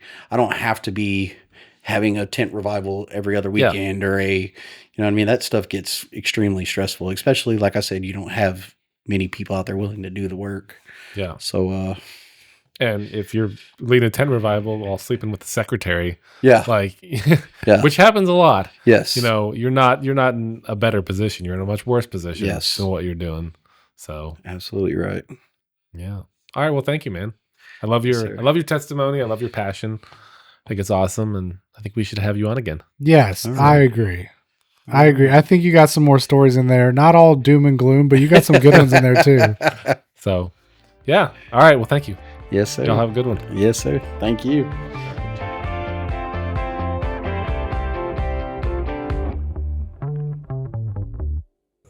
Okay, yeah. No mess ups. We're pretty good at getting out the first take. So that the slate. Yeah, the slate. Clap sticks. You clap your hands. You don't have to do it in front of the camera. You can just do it in front of the camera so you sync audio, but although I don't need because audio is What's going on with this? It's all right. But Amos is notorious for including background footage, like Terrell cleaning out his teeth. Did he say anything about that? He did, yes. Lauren thought it was hilarious. I thought it was great. I thought it was awesome. awesome. I have X-bar in my teeth. I mean, we were going. Little did he know. But RX bars are sticky. Sorry. All right. What are we doing? Kenny. That was wild. Dude, that was a crazy story and a tale. It was multiple stories. Yeah, it was definitely multiple stories. We need to have him back. Definitely. Because I know there's more stories in there. No doubt. Yeah. What a wild life. You just never know who, the people that you go to church with, what they've been through and, what they're going through. Yeah. And I find it crazy too. Like being someone who's always been a Christian, meeting someone like that who's like hardcore Christian, but they've only been hardcore for 3 years. It's wild. It's like, sometimes it's like, oh man, they love God more than I do. Yeah. It's hard not to feel that way. Well, yeah, no, it definitely kind of puts the mirror back on you to say, oh, where's that fire? All right, Lord, where is that fire? Yeah. Bring that fire back. But I mean, 50 versus 500. It's like, it's hard to replace that 500. Yeah. So. Yeah. What an awesome story of redemption too. Yeah. That is just so cool. Where are we available, Ben? Yeah. Podcast, anywhere you can find podcasts, definitely, go out, give us a like, subscribe, start commenting in the comments, right? We want to get to know our fans. You can definitely find us on YouTube and, tell us what you like, what you don't like, give us some feedback. Some shameless sharing as well. Yeah. Oh, shameless. Shameless. Thanks. All right. See you next time. Snap. All right. No, it's got to be on camera. You got to come in. I've got to see the clap in your hand.